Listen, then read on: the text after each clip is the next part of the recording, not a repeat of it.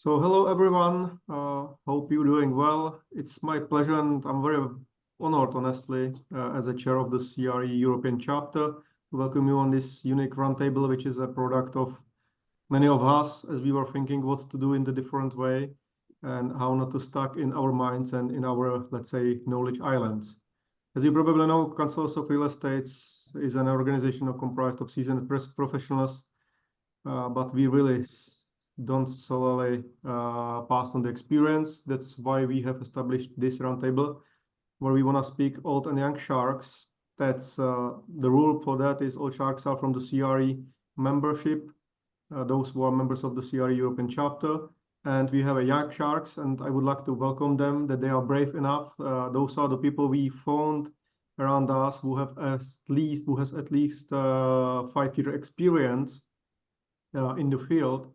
And we want to discuss the themes which are, for today, it is affordable living and housing. And we would like to discuss it in a way if we see the reality still in the same way as the next generation do. And me talking about the next generation of the professionals. So then it's really my pleasure and honor to open this first roundtable. I ask my friend and colleague in CRE, Jana Seckarova from Natland, will be bravely moderating today's event, and I wish you, Jana, all the best. You have opened the question and answers. If you have any question, please send it to us, and we will raise that up after the presentation. And Jana will pass you through the content, and believe that it will be juicy for you. So on behalf of the CRE organization, it's my pleasure to have you in, and we believe that we will meet in the other roundtables, as they will be for the offices and industrial, etc. So, Jana, word is yours. Thank you, Eddie. So welcome, everyone. As Eddie mentioned, we are, starting this as one of the, roundtables on behalf of European chapter. We set up several specialty groups. One of the specialty groups, found a specialty group, and their members, which are mostly present today. Some of them are present today, some of them will be present at the next roundtable. Today's topic is affordable housing, viewed by the professionals represented by some of the CI members, and also by our younger colleagues that's been in the market and perceived the situation in their perspective. So we will share several presentations today on the different countries, how the affordable housing is approached, and what policies or to what extent the state can play important role in this. And also we will look at it from the perspective of what can be done or changed on the level of the product and of the housing itself.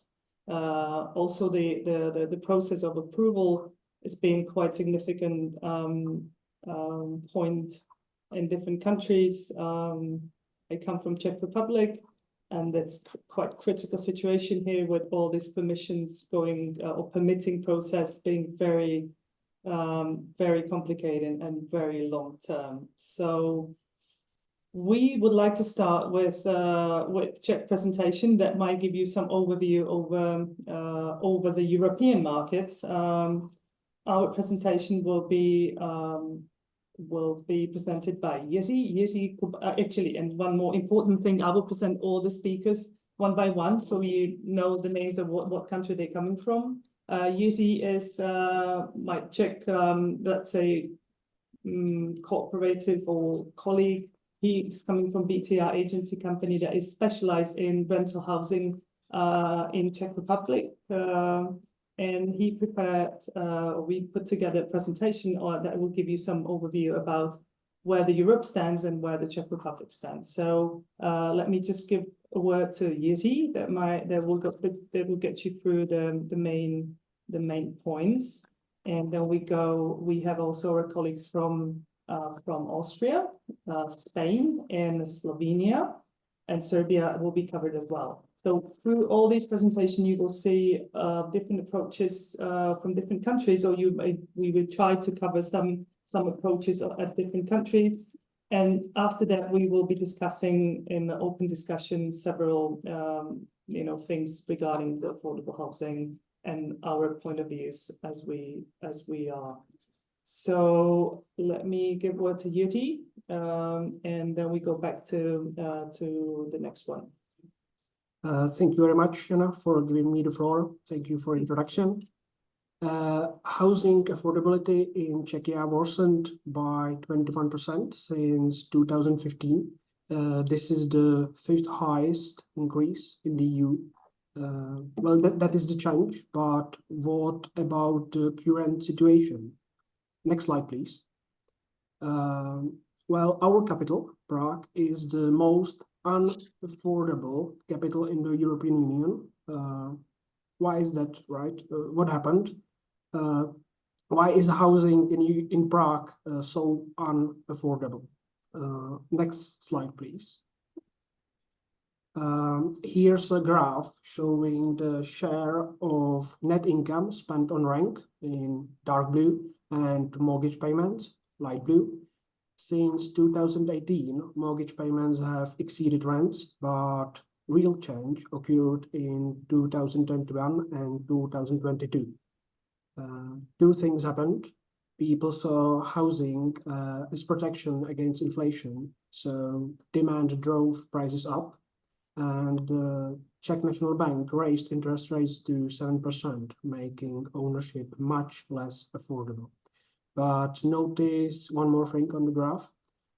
Rental affordability stayed almost constant over 10 years, so didn't change very much over the decade. That's why I personally believe that rental housing is a form of affordable housing, or at least for some groups of people. Next slide, please. So who lives in rental housing? Half of adult tenants in Czechia are young people, age 20 to 40. That's a lot. In my opinion, in Prague, it's 56%. But why? Many people say young people choose renting over owning because they want to stay flexible. That it is kind of choice, like how to say it correctly. Like it's a trend. But personally, I don't agree. Next slide, please. So this graph from Czech Academy of Sciences shows that 40% of young people rent.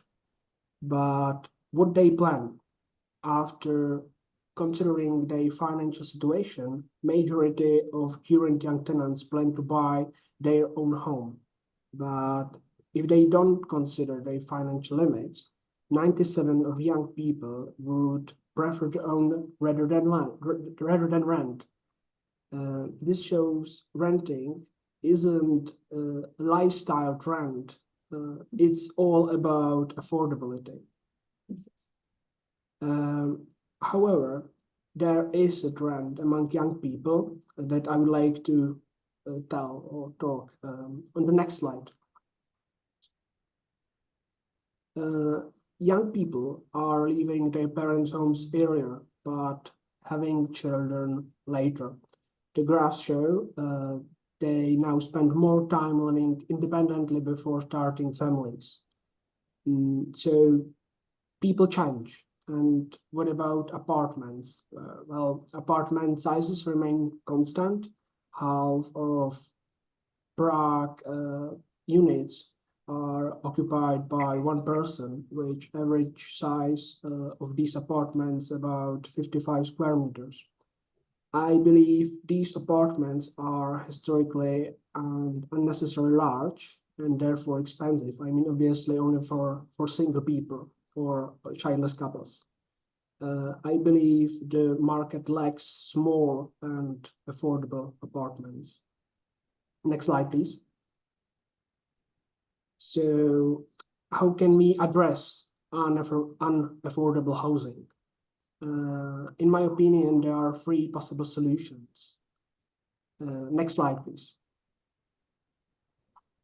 The first solution is market-based, smaller rental apartments for young people. On the left, you see standard apartment sizes and rents. On the right, small apartments with lower total rents. Bright green highlights show benefit for both tenants and investors. Tenants save hundreds of euros monthly. Meanwhile, investors achieve higher returns per square meter. Next slide, please. The second solution is government intervention. I believe that Jana or Eduard, sitting here next to me, could both name several actions our government could take to improve housing affordability. The first would be probably simplifying or speeding up building permit processes or deregulating construction standards. Unfortunately, these remain just wishes. One concrete step forward solution, however, is the affordable housing program introduced this year. It offers subsidies for the purchase, construction, or renovation of rental housing for specific professions like teachers or doctors, and young people, and for people within income limits. The maximum subsidy is 25% of 10 million euros, which is not much, but I believe better than nothing. Next slide, please. So my last slide and the third solution is corporate social responsibility. The good example, I believe, is Erste Group, which is building in Prague affordable rental housing with rents 20% below market levels. They are currently constructing over 600 apartments in Prague. So that's all from me. Thank you for your attention. Thank you, Jiri. So as you've seen right now, the numbers are actually quite significant. And we've seen several possible solutions that's been in play at the moment. We'll see where it goes to. And in later discussion, I'd like to address it a little bit more. For now, we have Christoph Nemetschke here present with us as a representative of Young Sharks from Austria. And he prepared a presentation about Austria for us, also about some insight from the market. And unfortunately, his seasoned colleague, our CI member, Anton, is in hospital today. We wish him all the best. He couldn't be with us today, but I'm pretty sure that Christoph is more than well equipped to go through the presentation. So Christoph is on you, and thank you for your insight. Thank you for the warm introduction. I'm pleased to wish you all greetings from Anton. He wished he could be here, but I'll do my best to cover for him. We tried to give you an outlook throughout our presentation over the market in Austria, which has to be looked on from kind of a different angle, because we have Vienna as a best practice example, if you want, for social housing in general. But there are some significant changes at the moment, which make it, which show that there's a need for an intervention and for a political discussion on the topic of social housing. On the next slide, we try to outline you the current status and problems we face in Austria. Generally speaking, we have 9 different building codes within one Republic of Austria, which is due to 9 different federal states, which leads to a very high level of bureaucracy and therefore very long approval processes by the authorities. For example, if you want to obtain your building permit, it takes up to several years. There is a very complex and kind of outdated rent law in general, which needs to be revised. A revision is long overdue, but as we experience it at the moment, no government is willing to start the process because it's quite political. Furthermore, we experience a decline of completions of around 25% or even more. In the same time, we have high demands and high standards concerning sustainability issues, such as ESG, which also drive up the costs, which make it far more difficult for developers to get hold of the cost topic. On the other hand, we have experienced increasing land prices and property prices throughout the last years. Ownership in general becomes more and more unrealistic and much more difficult to obtain for younger generation, especially. In the same discussion, we have to mention that we have some very strict, at the moment, I have to say, we have some very strict financing restrictions, which make it almost impossible for younger generation or even a well-situated household with two incomes to obtain properties or apartments because they're so strict. But there is already some movement, which I will get on later too. At the same time, we experience rising rent prices. This is due to several factors, which also for the people who can't obtain property and acquire property make it much more difficult because they are drafted and go into renting, where we also experience a rise of the prices. If you'd be too kind to go to the next slide, I want to give you an overview of the, sorry, you jumped one too far, the Vienna situation, yeah. The status in Vienna. In Vienna, we have approximately 2 million inhabitants. There is a forecast that it will rise up to 15% up until the year of 2050, which is a problem because there is a decrease in development of apartments. There are approximately 950,000 apartments in Vienna at the moment, 50% of which are single households. 72% of these apartments are subsidized, and Vienna, and that's why I said it's a best practice example, is one of the largest, if not the largest, private owner of apartments in Austria, but also as a municipality in general. Only 28% of the flats in Vienna are privately owned and therefore are subject to rent restrictions. There is the famous Viennese municipal housing called in German Gemeindebau, which is, like I said, a subsidized form of living. There we have fixed rent prices, but on the other hand, the application process to be considered for such an apartment are very complex and difficult, and you need to have a lot of time because there is no general rule how long there's a maximum for the application. There are said to be 22,000 new apartments built within the next years, which is to be seen skeptical, but within the last 2 years, there were 73% of the new apartments developed by commercial developers. Only 27% of those were classified as social housing. In the meantime, the rent prices rose by 80% since 2010. So what are our approaches? On the next page, please. On the next slide, please. Our approaches, or the approaches we see already happening in Vienna and Austria in general, is that there's a formation of new innovative living concepts, such as mixed housing. People are looking into apartments which are much smaller, which are shared very often. There are some concepts like young professionals sharing with senior residences in order to get hold of the costs and be able to afford an apartment.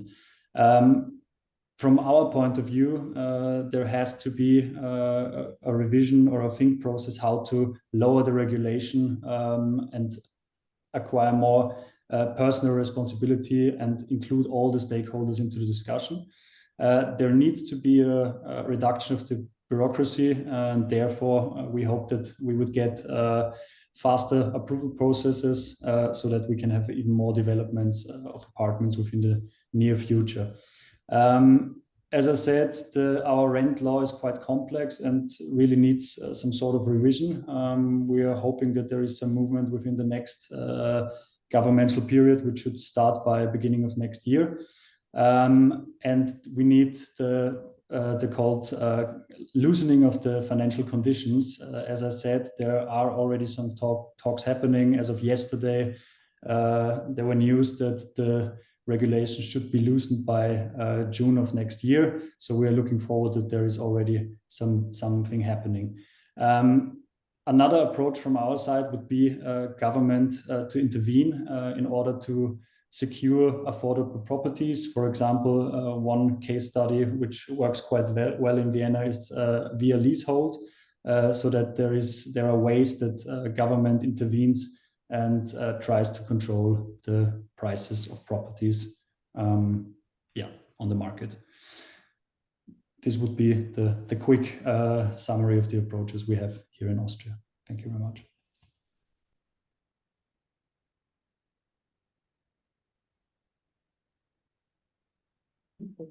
Nope, you are muted. Am I? Yeah. Yep. Okay, sorry for that. A little technical issues. Thank you, Christoph.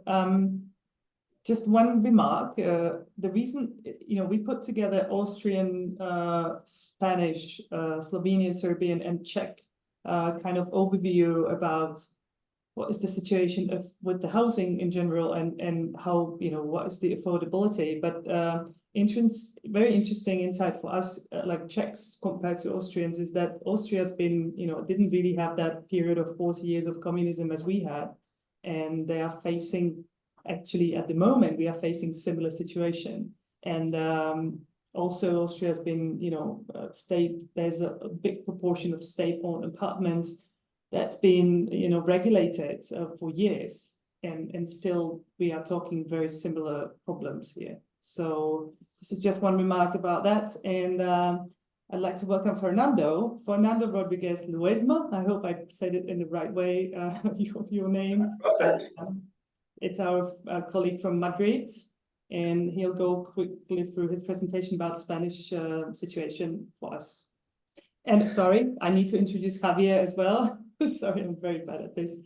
And Javier is his younger colleague, right? And he will be with us today in the discussion or presentation. I don't know how we're going to do that.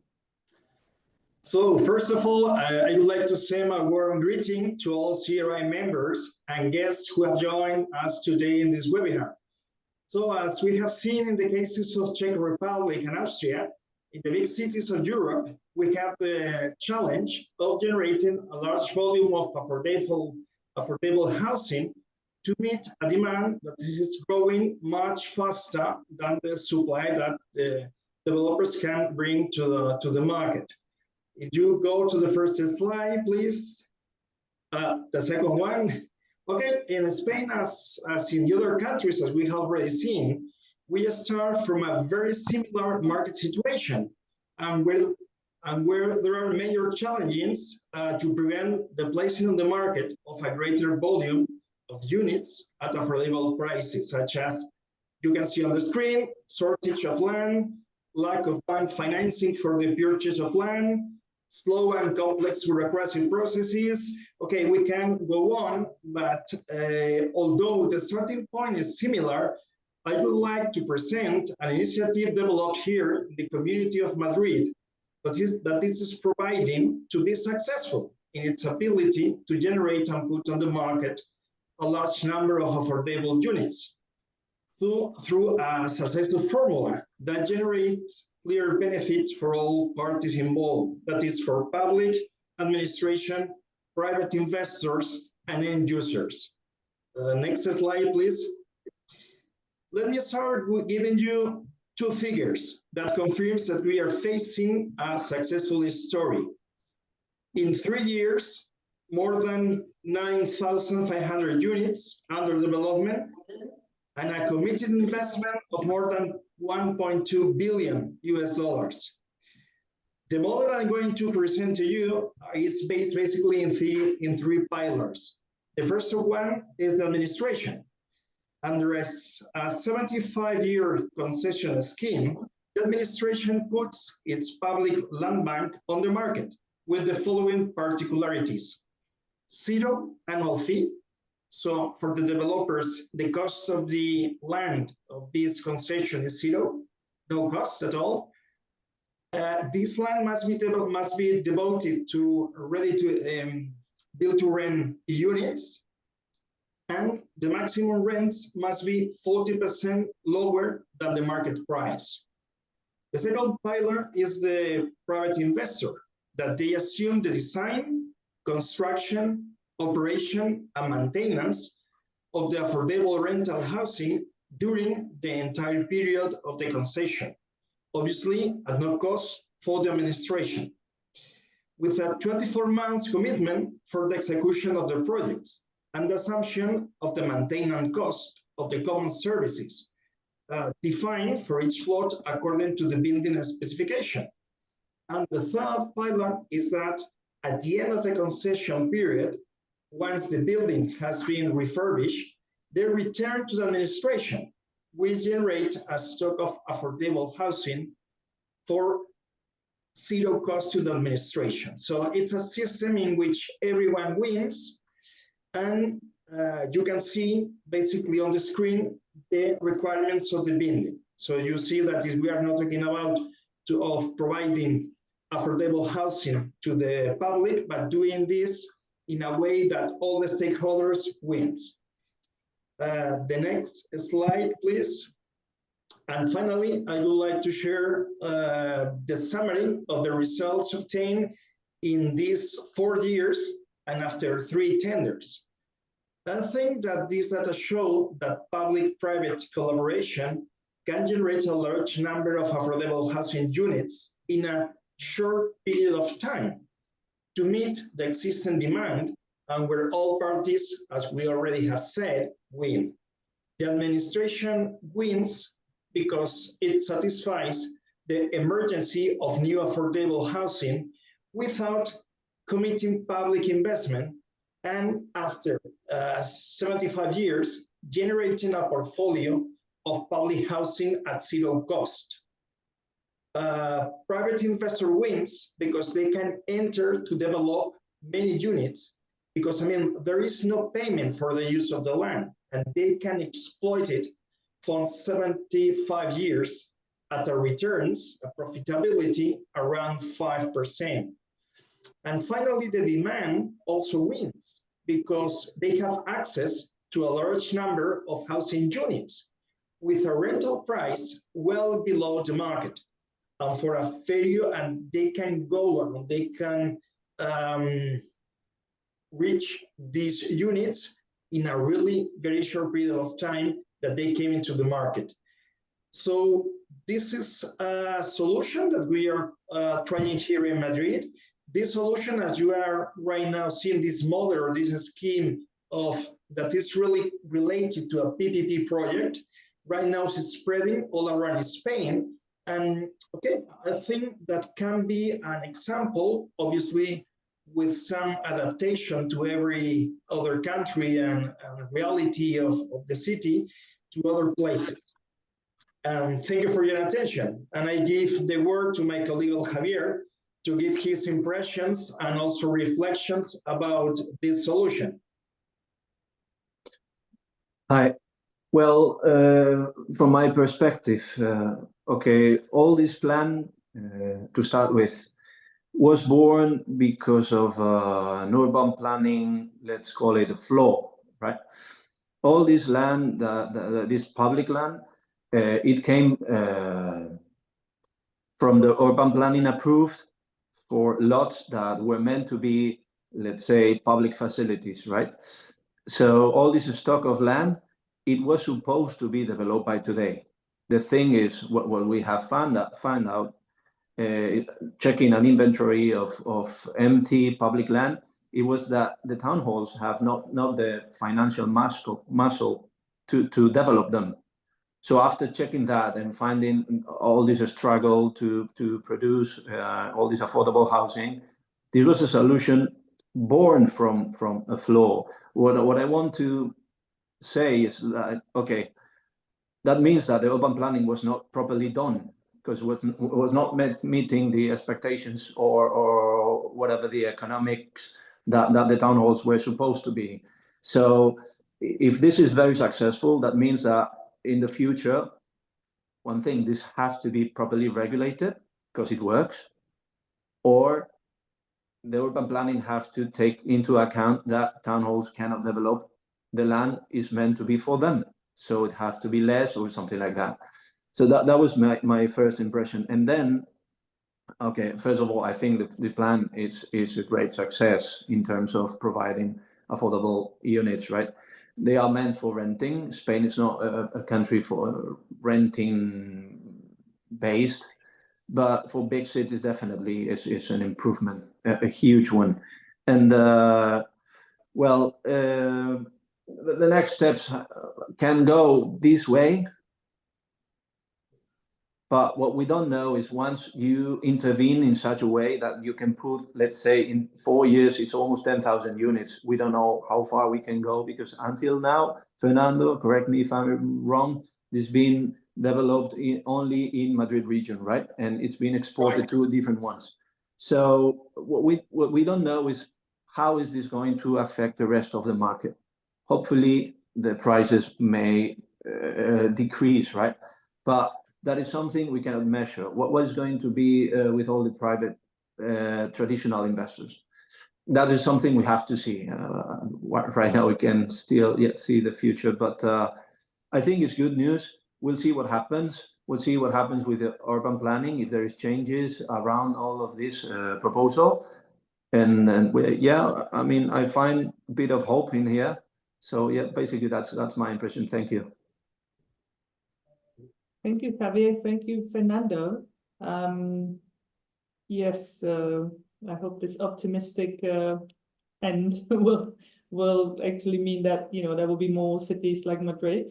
And it's actually a very interesting example of, you know, how to work in the public sector with the private investors. This is something that we are still learning in Czech Republic, and we have really big difficulties to, you know, to find the right setup. So very interesting for us to hear that. And we also have Vlad here, Vlad Ilić and Milica Vučković. I hope I said it right. As a young professional with Vlad, who is a very valued CRE member, also lead of one of the specialty groups, I think, right? And so guys, it's on you. And they prepared a presentation of former Yugoslavian countries and or two of former Yugoslavian countries, if I'm correct, right? It's Serbia and Slovenia. Just short overview. Thank you. Okay, I guess I missed a few things here. First, let me say good evening to everybody listening, and we're glad to have people here. And I hope the discussion has been interesting so far. And now we'd like to discuss a little bit about Serbia and Slovenia. And the reason why we chose to talk about Serbia and Slovenia is because when we look at what was former Yugoslavia after the split up, the breakup of Yugoslavia, we have two republics that are members of the European Union, while the rest of the countries today are in line for membership, but still outside of the European Union. And we're just going to try to briefly explain the differences, how social housing is handled within the EU and what's happening outside of the EU. So we're going to really begin right away with Serbia and just briefly go over what's happening in Serbia. Unfortunately, the issue more in Serbia is more a political issue than anything else, and where the government for each election cycle will try to build or finance certain projects, small scale projects. And what they usually do is they'll take a certain profession.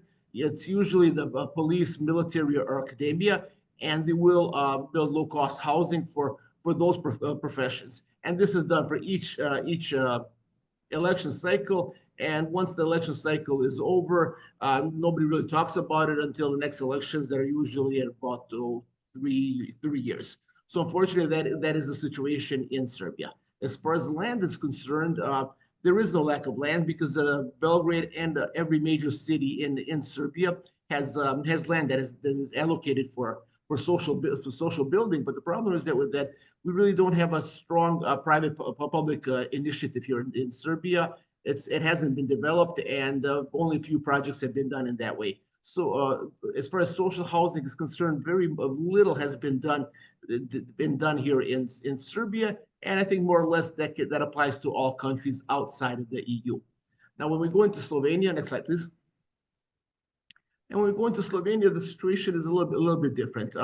First, I just want to mention here that basically this is a part of every constitution in Europe. Every country has certain laws regarding social housing, regarding the need for the government to be involved in this problem. I just found it interesting that it's not something that we just talk about, but it's something that the state has to be involved in, and there really is no solution without the state involvement in this problem. Next slide, please.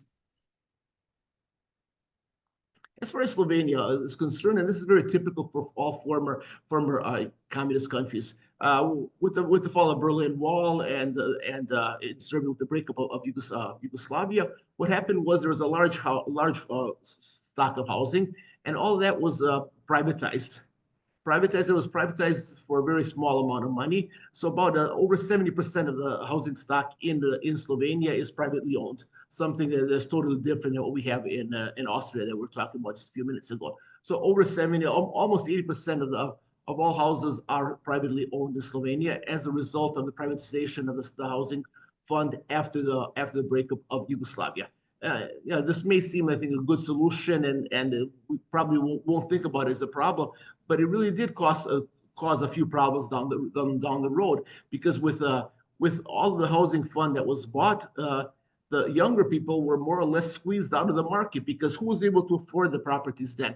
It was usually the older generation who was able to buy the properties, while the younger people who just began working, they didn't have the funds, and they weren't able to buy the properties. And in the early stages, the Slovenian government wasn't even thinking about affordable housing. So what happened was that the older generations were the ones that bought the housing stock, while the younger generations were squeezed out. And so we had a very restricted housing supply, and the mobility was extremely low. And also what happened was that the housing, the stock that was inherited was a former communist, what we call socialism, which is old apartments that are refurbished, and they make up a majority of the housing stock that we have on the market. Next slide. So with just a few numbers, we want to look here at Slovenia. Slovenia right now, they need about 50,000 rental units. And the gap would be about 4.7 billion that is needed to build those rental units. And also a major problem in Slovenia is student housing, because Slovenia is a university center that draws students not only from Slovenia but also from the ex-Yugoslavia. You have many students coming into Slovenia. So the student housing market is also a problem. Approximately around 3,200 units are needed. Next slide. And also now, the Slovenian market is very dependent on migrant workers from all ex-republics of Yugoslavia, and you have a large influx of people moving into Slovenia either on a permanent basis as immigrants or working as seasonal workers. And once they move into Slovenia, the problem is there is a total lack of affordable housing, and often we have overcrowding in these apartments where about 40% of the people that are immigrating into Slovenia are living into overcrowded accommodations. While when we look at the total amount of people living in Slovenia, that number drops to 11.5%. So right now, I think Slovenia is in need of building more apartments, especially for the migrant workers, because again, those are migrant workers that are coming in looking for a better opportunity to be able to work within the European Union, but they are very extremely limited, especially as soon as they come into Slovenia and start working. So they're very limited as far as the funds that they have is concerned. Okay, next slide.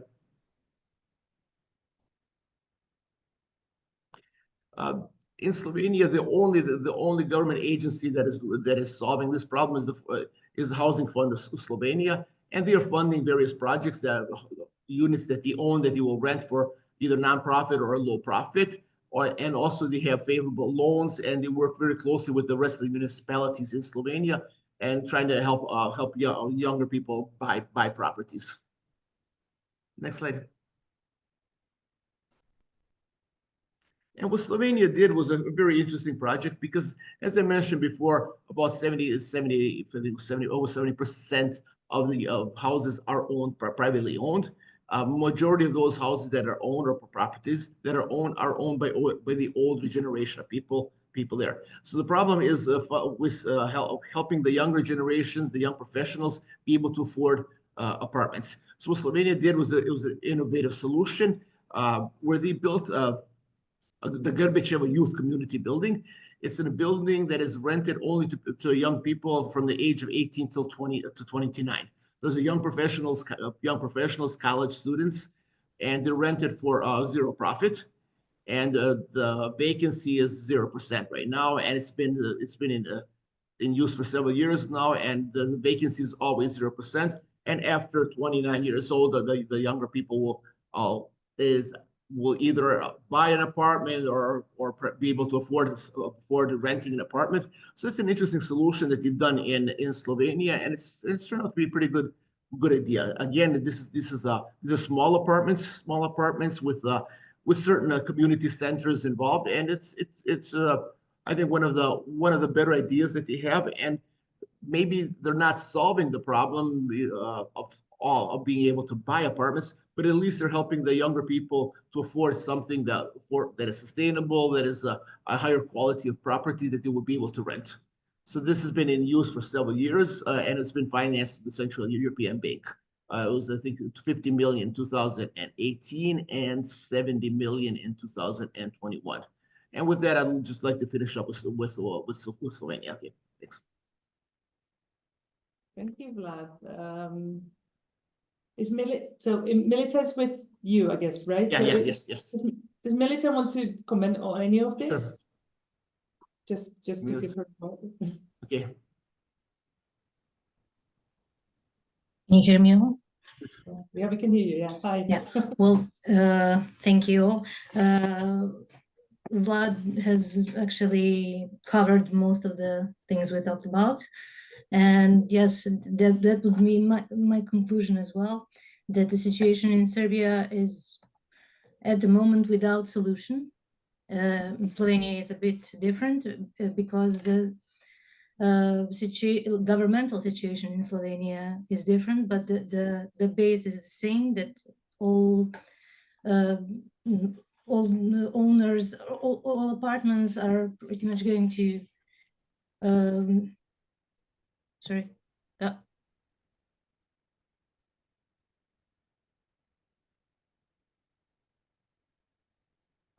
Can you hear me now? Yeah, you are okay. Yeah, good. Sorry. So I will go back to the situation in Serbia. I think the biggest problem is that we have no backup from the state, and the situation with rents and credit option and prices for buying the apartments have changed, increased twice or in the last, let's say, 10 or 20 years. So basically, if we exclude the situation, the thing with the Ministry of Defense, where they provide the land for the apartments to be built for their employees, we have no projects and no options in case something changes in the state of Serbia. As for Slovenia, I think Vlad covered everything we found. Yeah, well, Slovenia seems to be on the right track. Let me just open the discussion about, we've heard many interesting examples. Every country is approaching differently, and from different actually foundations. We have today Peter Barton here, who is our chief economist on behalf of Natland Group.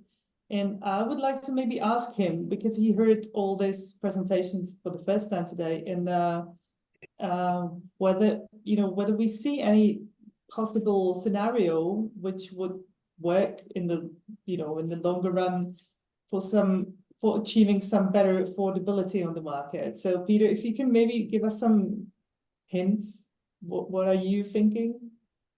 Right. Thanks very much. It's been a fascinating discussion and an excellent choice of countries, because we have among the represented countries pretty much a good mix of all examples of issues that affect the question of affordability of housing, but from different backgrounds. And it's interesting that to an economist's mind, they all come ultimately to one single issue, which is going to be useful, hopefully, for our discussion. But if I can just review the choice of countries, the issue in the Czech Republic, that's let's say a standard transition country, which has struggled mostly from the fact that people were used under communism to paying relatively little for their housing, and for various political reasons, there has been a struggle to enable more housing to be built, and therefore the affordability is felt especially strongly, as we've seen in the data, at least in the capital, the problem seems to be the worst of all the countries. Now, then we had Austria with the example of Vienna, which is, let's say, a traditional example of the Western-style social democratic approach to public policy, which says, yes, markets are good, but we need to regulate them and subsidize them in the especially sensitive areas like housing, right?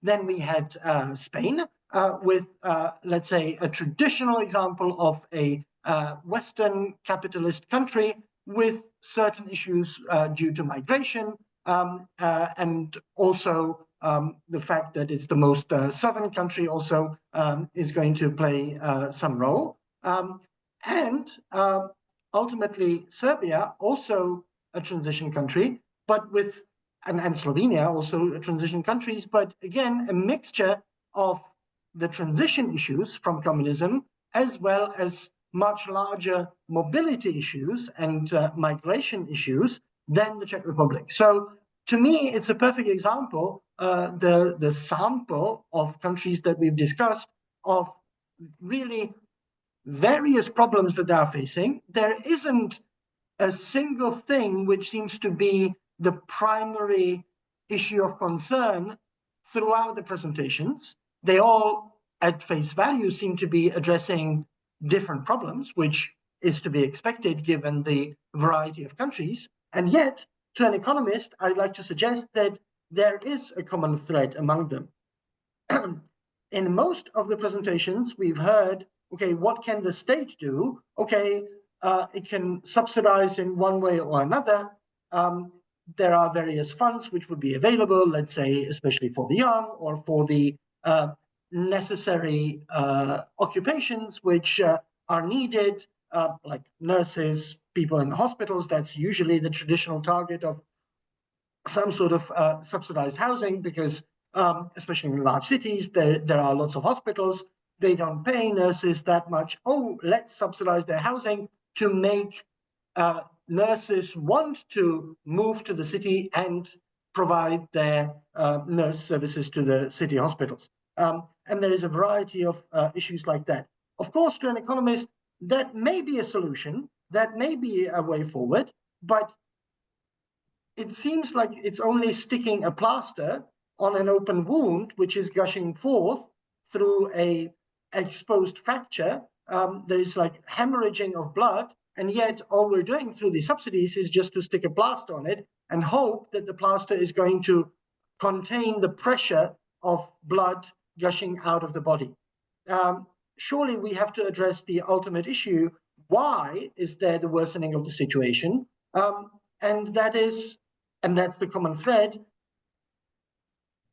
The state sitting on the source, the only source how we can make housing cheaper, and unless we want to rely that the population is going to reduce, which is very, very bad policy, no politician and nobody should think about solving anything by reducing the population. Therefore, demand is not going to go down. And to an economist, the world is very simple. The economist only has two hands. One is called supply and the other one is called demand. So if we don't want to reduce demand, which we don't, we need to increase supply. Unless we increase supply, housing will never be affordable, and all government policies will only be a temporary plaster on a arterial wound, which is hemorrhaging blood and eventually is going to render the patient lifeless. And that's so. Why is there a constraint on the supply?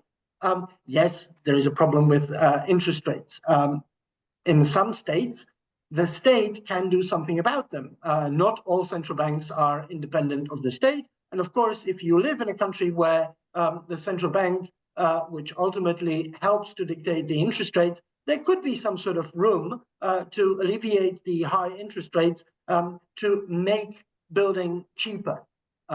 You can open up, the other thing that the state can do is to open up trade to be able to import cheaper bricks, cheaper building materials, if there is a constraint from places which can produce building materials cheaper. That way building will be cheaper and housing will become affordable. But those are very, very minor issues. The ultimate way in which the state constrains and prevents an increase from supply is through the regulations. Now, it doesn't matter whether we call it municipal regulations or statewide regulations. Ultimately, the state can, through its ultimate authority, influence even the Viennese, for example, like city municipality regulations. Ultimately, Vienna is within the state, and the state laws, should they be passed or should they be changed, ultimately oversee the local municipal regulations. So to my mind, the only thing ultimately which the state can do to increase the affordability is to allow houses to be built. And that will reduce the cost of acquiring housing for owner-occupied housing. That will reduce also rents, because ultimately if there is more housing for rent, then rents will go down and will become more affordable. So that to me is the silver thread which can be applied to all of our countries and pretty much any country, at least in Europe, that I can think of, without which we will never achieve any affordability or increase in affordability. And to my mind, that should be the political focus of anybody in the construction industry. Don't go down the dead-end street of hoping for more subsidies, because if we lived 10, 20 years ago, there might be a chance that we would be able to see increased subsidies and they would be attainable. Unfortunately, we live now in 2024. Every of our countries is facing aging population. The demands on government budgets is about to skyrocket just to pay for pensions.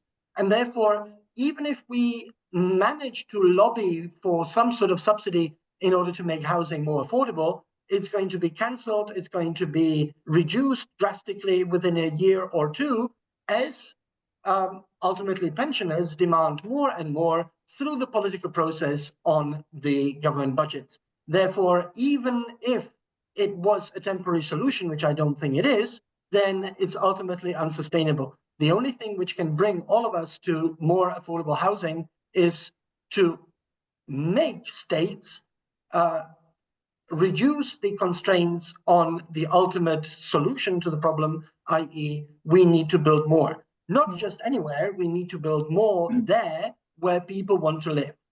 And that's my silver thread that links to all of us. Thank you, Peter. It's almost like a closing statement. We want to open discussion with this. Like you all heard what Peter said. I just want to briefly go back to the topic. And the reason why we also invited our young professionals is that how do we actually define affordable today? Because we've heard in the presentation several times social housing topics being one thing, but what's affordable today? Because it seems to be that a much larger group of people has been concerned about their housing, and they cannot really afford the housing which they want. They cannot afford the rental levels they primarily can reach. What's actually affordable right now? I mean, on the level of the housing.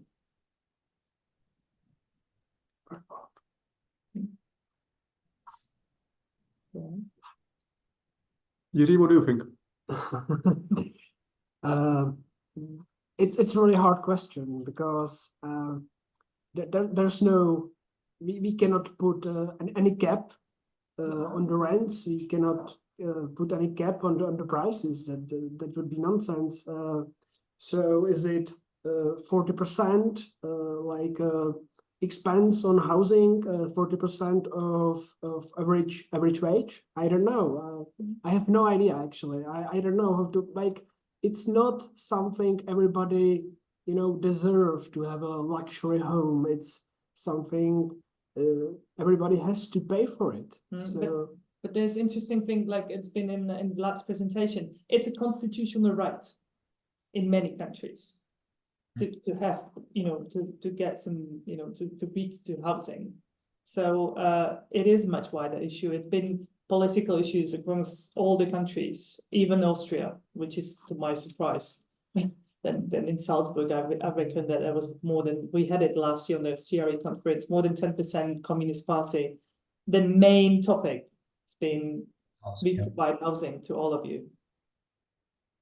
Yeah, the thing from my point of view, the thing is that many young people are kept from the possibility of even thinking about owning. So they're driven into renting. And the thing is, rent consists of the main rent and the operating costs. Within the last few years, with everything's going on geopolitically, the operating and running costs skyrocketed. So for many people, it was even difficult to obtain the standard of the apartments they already secured and where they already lived on a rent basis. So for many people, there isn't even a choice whether I want to own or whether I want to rent.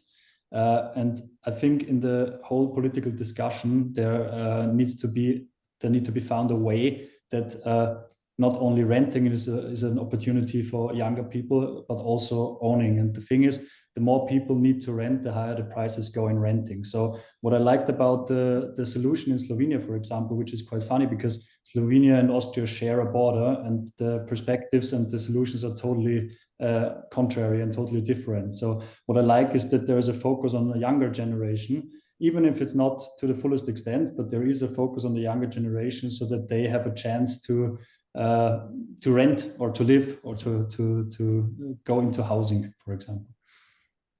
Yeah, well, it's quite interesting for us to hear that as well, because, you know, we went through the process of deregulation. Most of the apartments been sold to the private owners after revolution.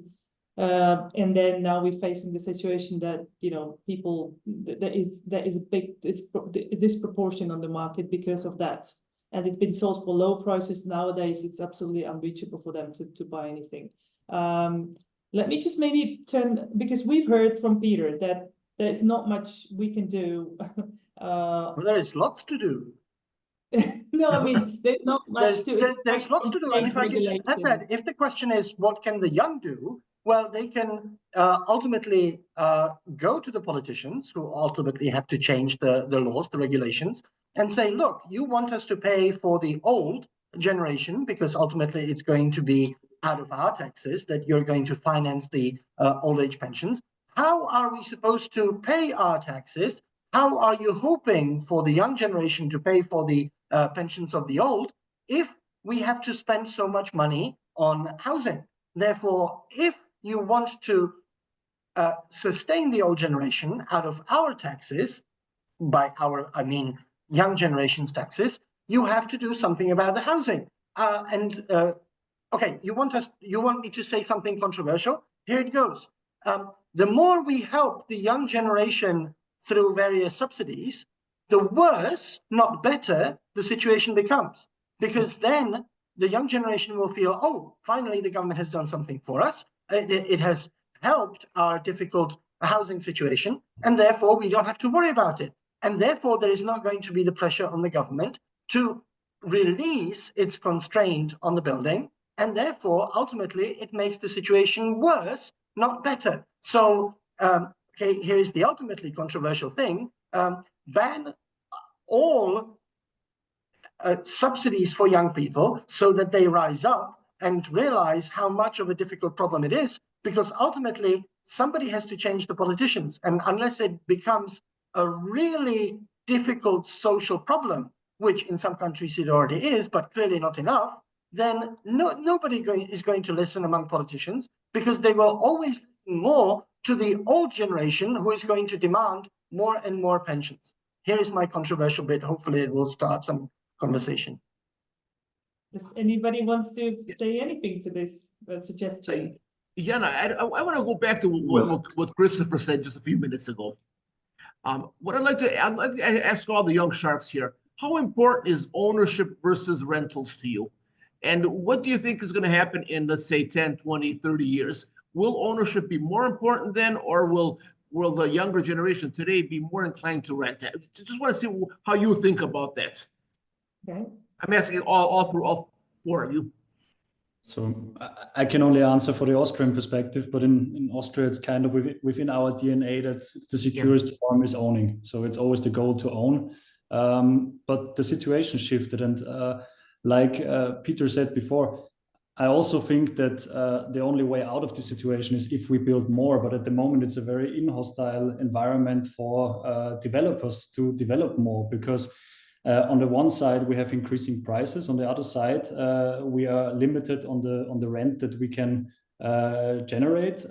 There is a high level of bureaucracy, which leads to longer processes, which also cost money. And the thing is that at the moment, there is not even on the market side, from the buyer's perspective, anyone who can obtain to own, so who can afford to own, because there are financing regulations. So at the moment, we have skyrocketing prices. At the same time, there is a demand because the cities are growing, but the younger generation can't think about owning.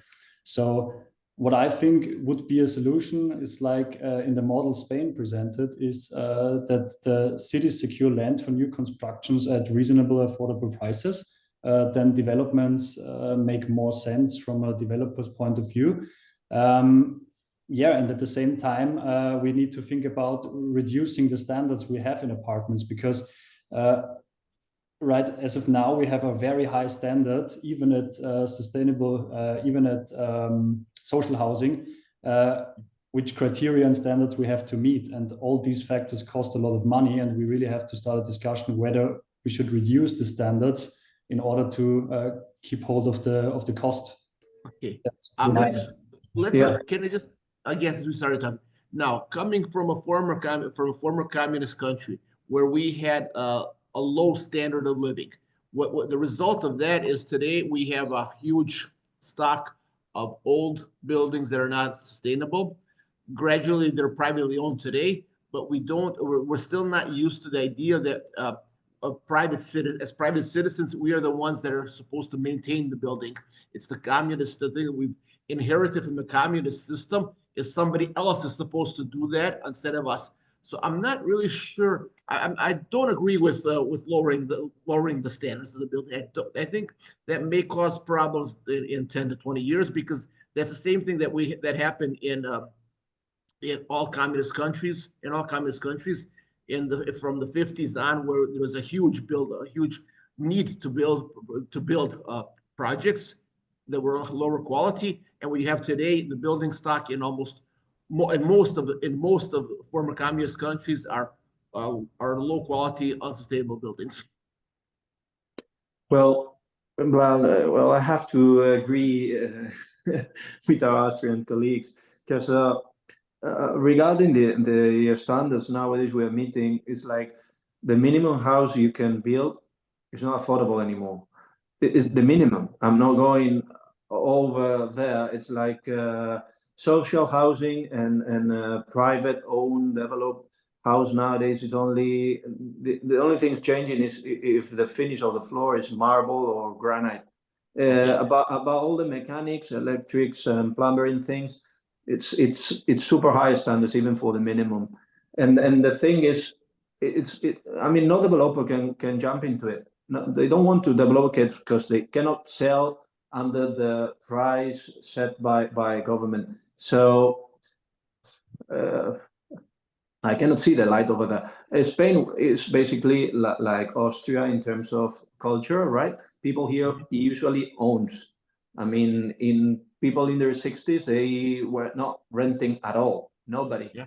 But nowadays, that is the only escape, right? The only way to put a roof on your head is to go renting. And the proposal Fernando presented, we'll see. We'll see. But at least you can put in the market a huge amount of housing meeting the standards.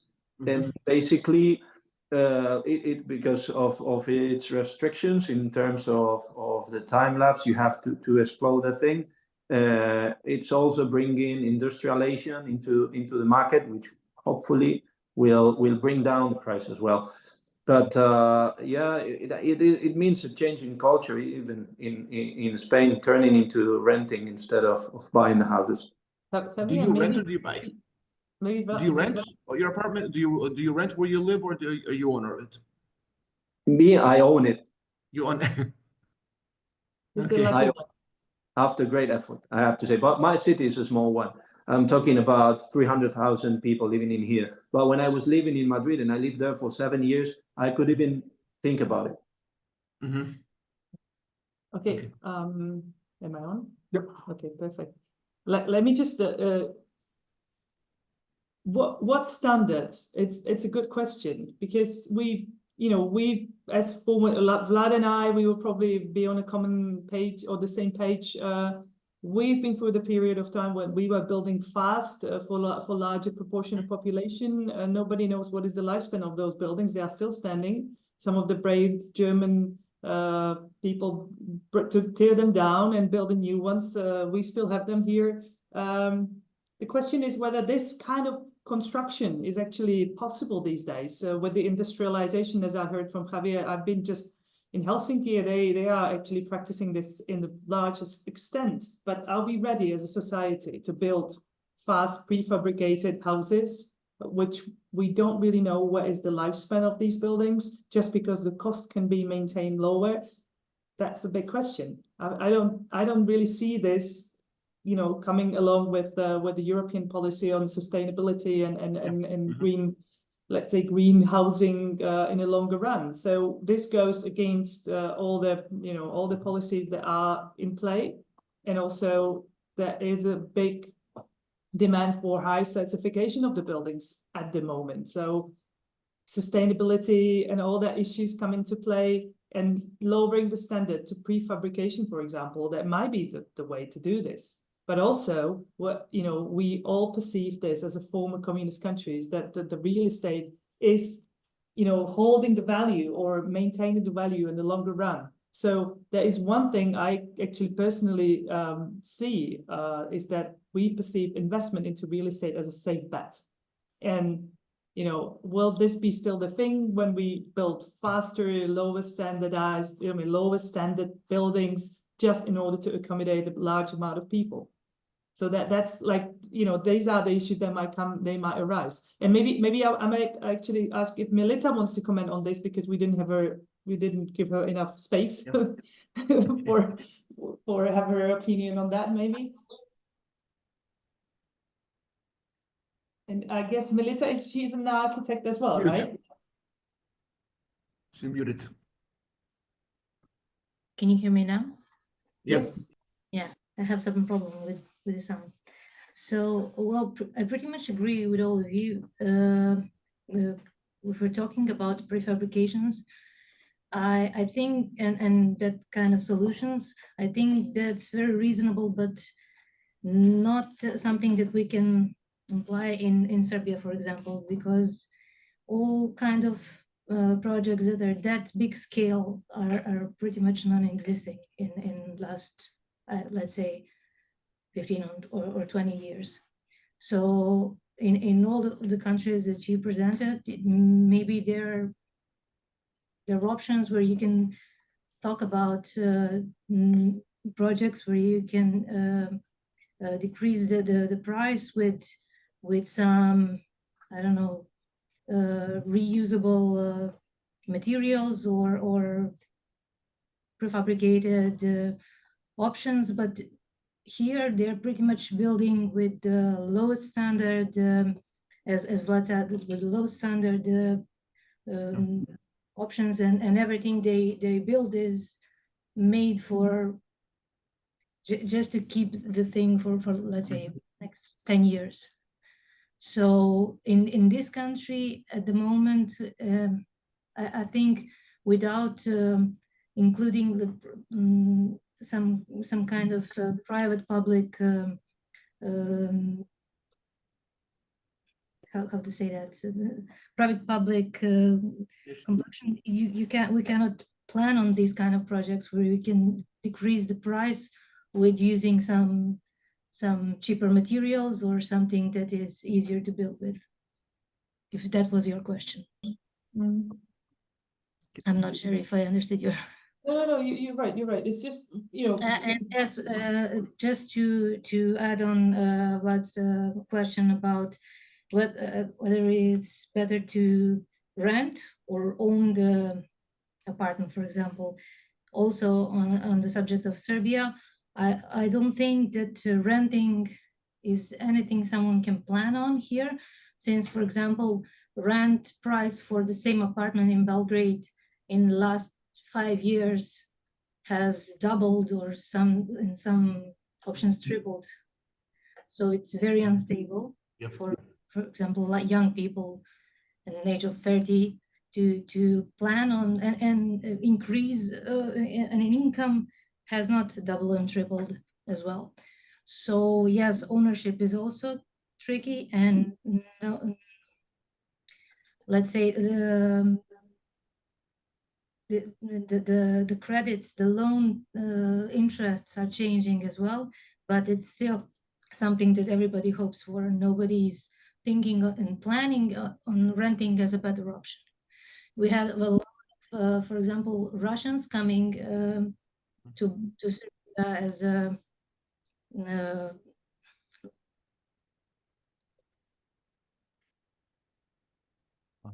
No, I think you muted, Milica. Lost. Can you hear me? Yeah, we can now. Now we can hear you.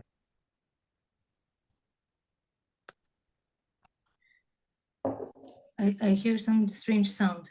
So so there is a war in Russia. So we have a lot of Russians coming here, and that changed the prices a lot in Belgrade, rental prices especially, but also ownership. I mean, the prices of the apartments, for example, for the same apartment that was 50 square meters in Belgrade, that was, let's say, 70,000 euros, like 7 years from now. Now you have to pay 200,000 euros for. And for people that remain with the same payments, it's really hard to keep on. So nobody. So I guess for you, the question about affordability, well, you as a member of a younger generation, you perceive this as being a very critical topic in your country. Exactly. So that's why I mean, I agree absolutely on all of these possible solutions that you gave, but I don't see the space for it in Serbia, because political situation here is very unstable at the moment. Okay, well, I'm afraid, well, unless anybody wants to add something more, maybe any of the CRE members wants to comment on this, we are actually at the end of the time today. And so, we have some Q&A questions. We had one Q&A question, which was for the Czech Republic, who administrates the affordable program. I think you want to say something about it, but it's actually a state-run agency, correct? And which is very interesting. They are full of younger professionals from private sector. So it's been established just recently, and there are several agencies within the bigger towns and the cities. Well, we have only 2 cities in Czech Republic, I guess. So so it's been established, and they are working quite intense these days to mainly talk to the municipalities about the possibilities to get better financing for this project.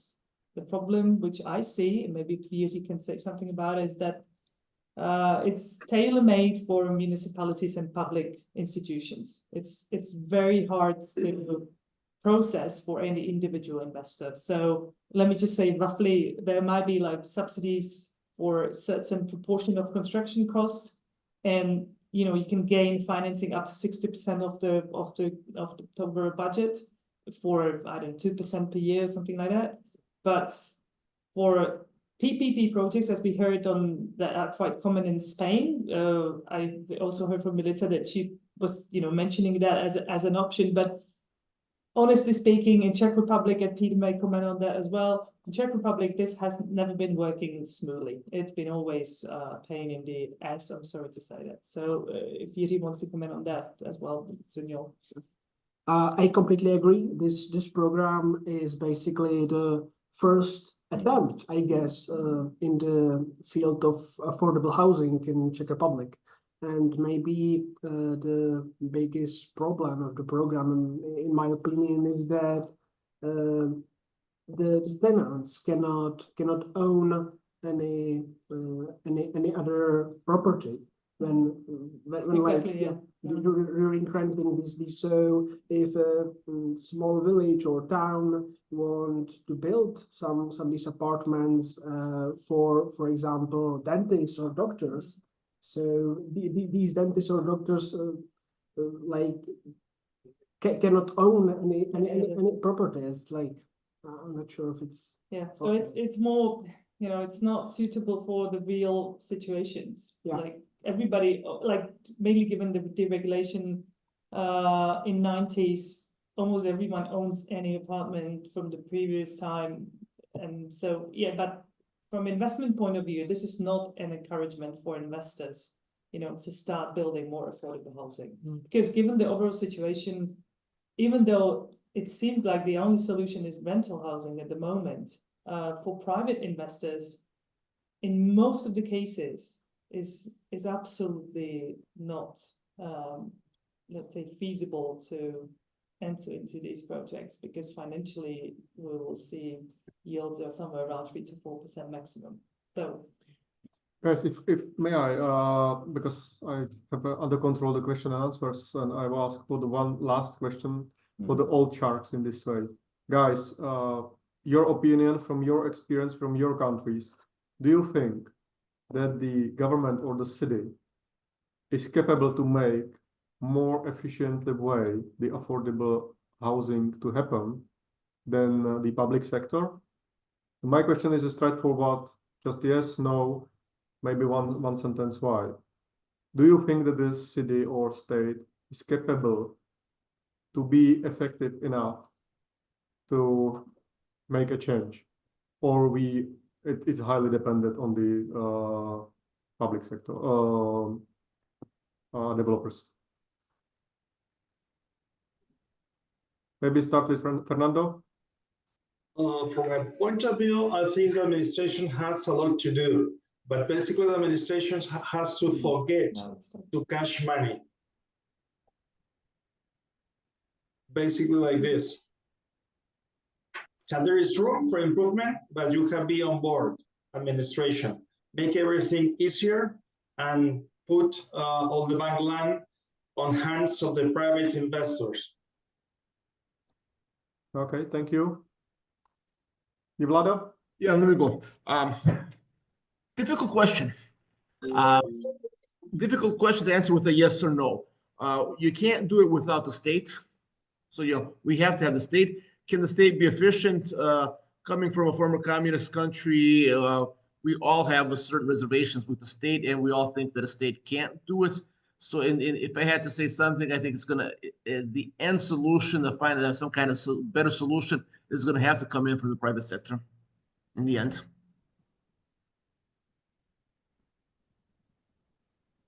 And Jana?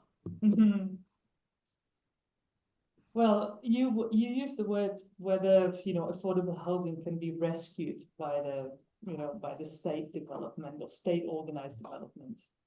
We also have this movement here, like it's like a Prague development company that actually builds, approves, permits, and you know, build houses on on the city lands, but they don't get any faster, and they don't have any chance to change the permitting process to speed it up.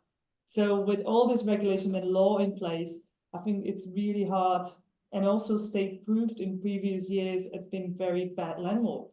That's why we privatize the apartments, and then we deregulate the rents in certain areas. So I don't really believe so. I just think that some kind of setup, like we've heard from Fernando, could be a way how to do that. Or we can move to Scandinavian countries where we actually completely see different setup, which comes from people's DNA, I guess. There's a city of Helsinki, majority owner of the land.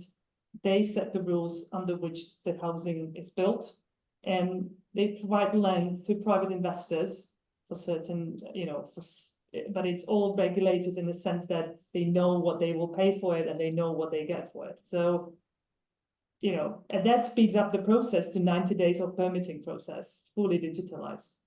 And the situation in Helsinki is a completely opposite of what we are hearing here about the countries. They have stock of flats and they have no, demand for this because they built too much. So somewhere in between may lay the solution, but who knows what it is. Mm-hmm. So guys, that was a last question. Thank you very much for all the speakers, for the preparation of the presentations, for the support from the CRUS, for the technical support, and also spreading the information that we are here. I hope you enjoyed the roundtable of old and young sharks. We believe in the young because we want to go for the retirement. And now we know that we need to let them live somewhere that they are ready to pay taxes for us. So thank you very much for being with us, guys.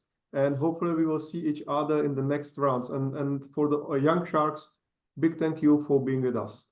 I really mean it. And thank you everyone for for making your presentations. Thank you, Peter, for giving us some opening speech on the problematics, and I hope to see you soon in some other roundtable. Thank you. Well, thank you and Thank goodbye. you very much. Thanks. Thanks. Bye. Bye-bye.